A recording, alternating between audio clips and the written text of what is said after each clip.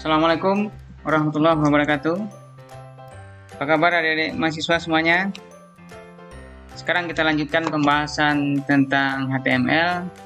Kita masuk ke HTML style menggunakan CSS. Tetapi kita masih di HTML-nya ya. Kita belum masuk ke pembahasan khusus CSS.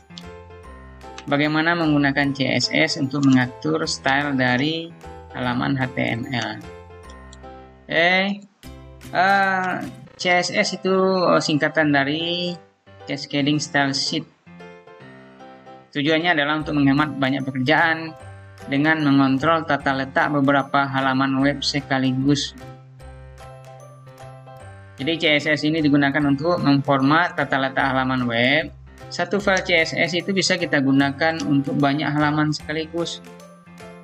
CSS ini bisa mengontrol warna, ukuran font, jenis font, teks, jarak antar elemen, bagaimana sebuah elemen diposisikan dan ditata, gambar latar belakang atau warna latar yang digunakan, serta kita bisa mengatur tampilan berbeda untuk perangkat dan ukuran layar yang berbeda. Banyak lagi sebenarnya. Jadi kalau untuk masalah gaya-gayaan kita menggunakan CSS ini, penataan dan lain-lain. Ada 3 cara kita menambahkan style atau CSS ini ke dalam halaman HTML. Yang pertama adalah inline. Inline itu kita menggunakan style atribut di dalam halaman HTML. Yang kedua, internal, menggunakan sebuah elemen style di dalam head section. Sedangkan eksternal, di sini kita menggunakan sebuah link elemen untuk menuju ke file eksternal CSS. Jadi yang paling banyak digunakan adalah eksternal CSS ini. Filenya itu dibuat khusus. Jadi kita tinggal mencantumkan linknya saja. Berapapun banyak halaman yang kita atur, dengan style yang sama kita cukup mencantumkan link satu buah file tersebut. Oke, kita mungkin langsung praktek saja. Yang pertama kita menggunakan inline CSS. Ini digunakan untuk menerapkan style atau unique style untuk satu elemen saja. Jadi kita menggunakan style atribut dari elemen HTML. Contohnya adalah misalnya untuk atribut A1 ini kita memberikan warna biru. Jadi di sini setelah A1 itu kita masukkan style sama dengan color .2 blue. Ya, propertinya color, value-nya blue. Artinya nih tulisan blue heading ini akan berwarna biru. Sedangkan untuk paragrafnya style sama dengan color red. Ini warnanya kan merah. Oke, kita langsung saja kita praktekkan. Nah, di sini kita atur H1-nya style .2 color style sama dengan ya, mohon maaf, color .2 red. Oke, ini warnanya akan merah nanti. Selanjutnya di paragrafnya style sama dengan .2 color .2 blue. Oke, kita simpan. Saya kasih nama nih latihan CSS.html. Coba kita cari filenya. Ini latihan CSS .html. Coba kita buka menggunakan browser. Nah, ini judulnya dia berwarna merah, sedangkan paragrafnya dia berwarna biru. Ini kalau kita menggunakan inline dalam mengatur CSS, dalam mengatur style. Lanjut kita menggunakan internal lagi. Kalau internal digunakan untuk mendefinisikan style untuk satu halaman HTML. Nah, jadi untuk satu halaman itu walaupun kita menampilkan beberapa kali, stylenya cukup sekali kita atur. Di internal CSS didefinisikan dalam head section dari halaman HTML yang menggunakan style menggunakan elemen style. Jadi ini ada contohnya. Di sini seluruh elemen H1 ini ditetapkan berwarna biru. Seluruh paragraf ditetapkan berwarna merah. Sedangkan body itu diberi background color powder blue. Oke, akan kita lihat. Jadi untuk internal CSS ini diletakkan di dalam elemen head ini. Dimulai dengan elemen style, ditutup dengan tag style akhirnya. Tag awalnya style, tag akhirnya slash style. Coba kita cobakan. Masih di file yang sama. Oke, ini dia ada di dalam elemen style, diapit oleh dua tag style ya, tag awal dan tag akhir. Ini kita mendefinisikan body kita definisikan sebagai background colornya powder blue, sedangkan H1 warnanya biru, paragraf warnanya merah. Ini seluruh H1 dan paragraf ini akan warna sesuai dengan apa yang kita atur di sini. Dan untuk propertinya itu ingat diapit oleh kurung kurawal. Oke, ya kita hilangkan dulu style yang ada di bawah ini. Kita tidak lanjut.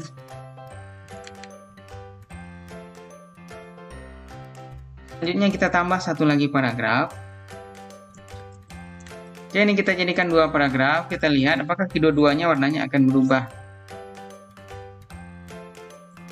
Simpan. Kita simpan. Selanjutnya kita refresh.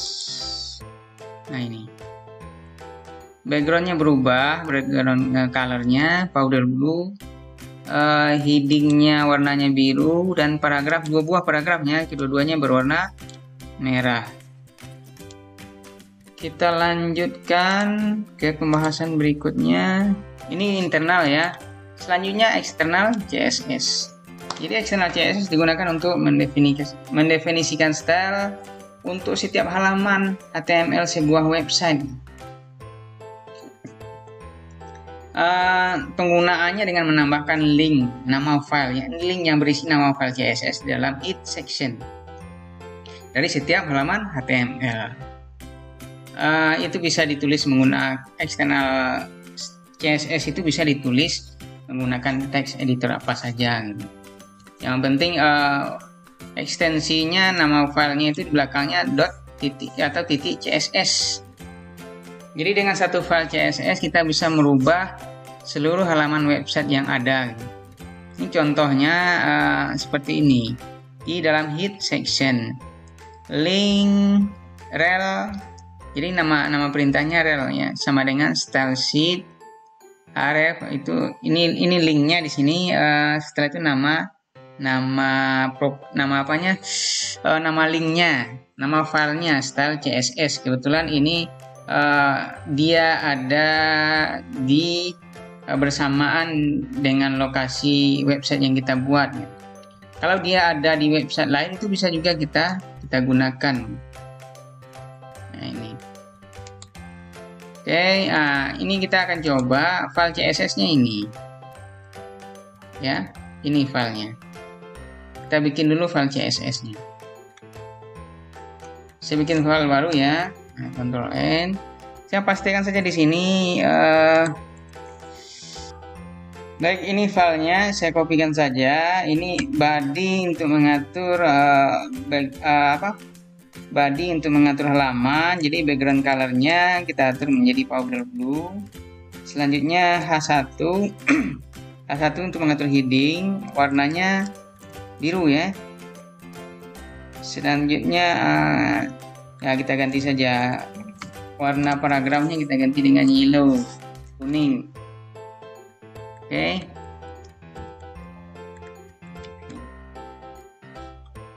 Kita simpan dengan nama file. Kita simpan dengan nama style CSS. Nama style jadi di sini. Nah, ini cascade style sheet.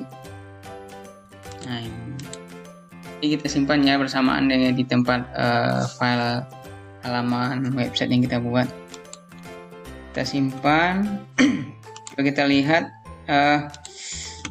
Ini sudah ya, ini sudah simpan style.css, kita tutup ini. Setelah itu ini ya kita bikin file baru saja.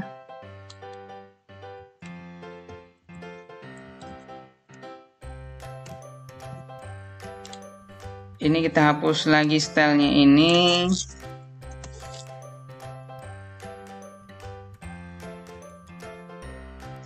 Oke, ini kita simpan. Ini file HTML-nya.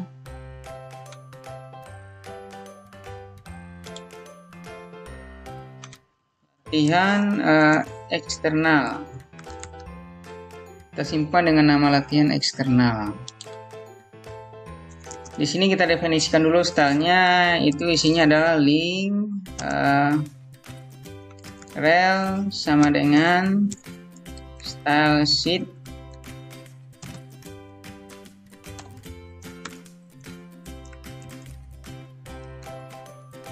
ref sama dengan nama file.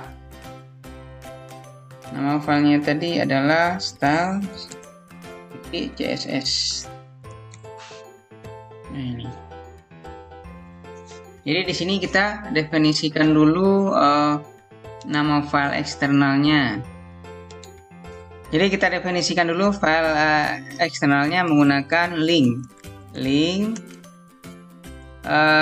Tagnya namanya link, rel sama dengan style sheet. Ini standarnya. Yang href sama dengan, yang membedakan ini nama filenya ini. Ini yang membedakannya. Oke, dan penutup tagnya. Jadi tidak ada tag akhir, cuma tag awal saja. Ini kita atur di sini saja ya. Berarti di file tadi kita atur. Coba kita simpan dan kita running. Nama filenya latihan eksternal ini. Coba kita buka. Nah, ini. Kelihatan backgroundnya berubah, warnanya biru, warna headingnya biru. Nah, ini sudah diganti dengan kuning tadi ya. Oke, kalau kita ganti file CSS-nya, ini juga akan berganti. Saya cobakan. Misalnya saya ganti file CSS-nya, file eksternalnya, yang ini ya, yang di latihan CSS ini, bukan, yang ini, yang style ini. Saya edit. Nah, ini color untuk headingnya tadi kan biru, kita ganti menjadi merah. Sedangkan untuk color paragrafnya juga kita ganti merah. Berubah dan selanjutnya background colornya kita ganti jadi kuning. Saya simpan. Setelah itu saya refresh ini. Nah, ini keduanya tadi saya atur jadi merah. Setiap perubahan yang kita lakukan di file CSS ini, setiap perubahan yang kita lakukan di file CSS di sini, dia akan merubah tampilan dari file yang merujuknya. Gitu. Yang merujuknya tadi apa? Yang ini latihan eksternal ini, dia akan merubah tampilannya. Begitu juga dengan file-file lain yang merujuk ke file style CSS ini. Jadi seluruh file yang merujuk ke sini untuk H1, paragraf, dan background color, otomatis dia akan berubah. Makanya satu file CSS ini bisa untuk mengatur banyak file. Oke. Baik, kita lanjutkan lagi. Ya, ini contohnya ya, untuk eksternal. Selanjutnya kita membahas tentang properti dari warna, ukuran font, dan size di CSS. Kalau warna kita menggunakan color property sama. Sedangkan untuk ukuran font menggunakan font family, dan ukuran hurufnya menggunakan font size. Nah, ini contohnya. Kita akan coba atur untuk warna huruf, font family, dan font size. Kalau ini kan diaturnya di internal, karena masih di internal, masih di dalam file yang bersangkutan ya. Nah, sekarang kita akan coba atur di file eksternal tadi biar gampang. Jadi H1 warnanya merah, font size-nya kita atur menjadi 300%. Font size ya, warnanya merah, font size. Setelah itu font family-nya kita atur menggunakan Arial. Jadi setelah selesai itu tanda titik koma ya. Ini untuk memisahkan antara satu properti dengan properti lain. Sedangkan untuk paragraf kita kasih warnanya blue. Font size-nya kita beri 200%. Setelah itu font family-nya, tipe jenis hurufnya kita kasih perdana misalnya. Oke, ini ya. Ini. Kita akan coba lihat perubahannya, kita simpan ini. Coba kita lihat perubahannya di file yang tadi di sini ya. Ini kan tidak kita atur jenis huruf dan ukurannya. Nah, ini dia. Ini jenis huruf perdana, ukurannya 200%. Jadi apapun perubahan yang kita lakukan di sini akan mempengaruhi terhadap file yang merujuk ke sini. Oke, kita lanjutkan dulu. Misalnya adalah CSS border. Border itu untuk memberi bingkai. Jadi kalau untuk border menggunakan perintah border juga. Jadi garis batas di sekeliling elemen HTML. Misalnya ini kalau propertinya border, sedangkan value-nya ukurannya bisa kita tentukan 2px, 1px, solid powder blue. Solid itu berarti garisnya itu memang garis lurus, tidak terputus-putus. Oke, kita cobakan lagi untuk border ini. Kita cobakan di paragraf. Masih di file yang sama. Ini kan sudah diatur tadi ya. Sekarang kita atur bordernya lagi. Border 2px solid, berarti warnanya red, warna merah. Jadi bingkainya warna merah, tebalnya 2px, jadi modelnya solid. Kita simpan, refresh. Nah, ini dia warna merah, ini 2px. Coba kita ganti ukurannya menjadi 8px misalnya. Kita simpan. Nah, ini lebih tebal dia kan. CSS padding itu mengatur jarak atau space antara teks dan border. Jadi padding itu ukurannya ya px juga. Kalau di sini di contohnya padding itu 30px ukurannya. Coba kita tambahkan ke file yang tadi. Di bawahnya kita atur padding 2 30px. Koma, kita simpan. Kita cobakan ya. Refresh. Ini dia. Dia menjarak ini ke sini. Ini Selanjutnya CSS margin. Mendefinisikan space di bagian luar border.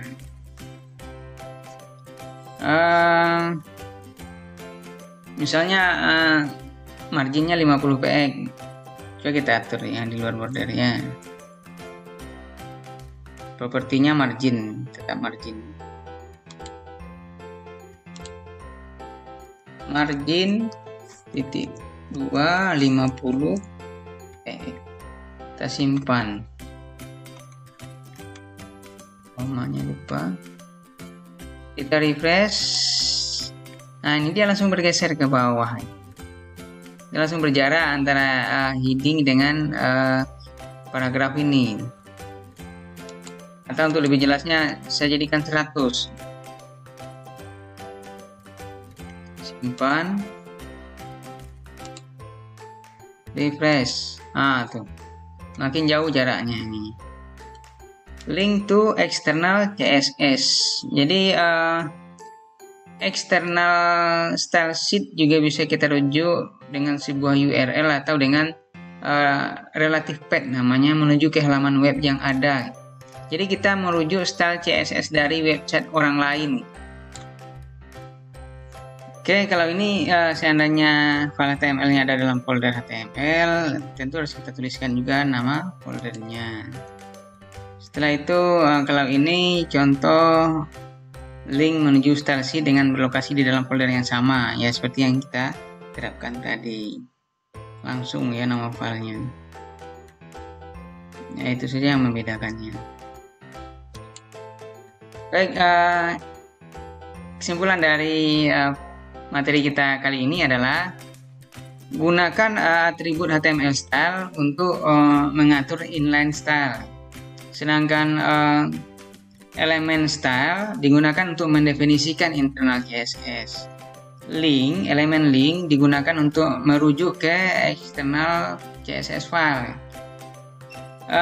Gunakanlah elemen head untuk menyimpan elemen style dan link. Jadi elemen style dan link itu disimpan di dalam elemen head. Untuk properti warna adalah menggunakan properti color. Sedangkan huruf font family, ukuran huruf font size, bingkai border, padding itu spasi di dalam antara tulisan dengan bingkai. Kalau jarak antara satu jarak dia di luar border, jarak tulisan atau jarak antar elemen itu diatur menggunakan margin. Oke, mungkin itu silahkan kerjakan tugas ini. Oke, sesudah dengan Assalamualaikum warahmatullahi wabarakatuh.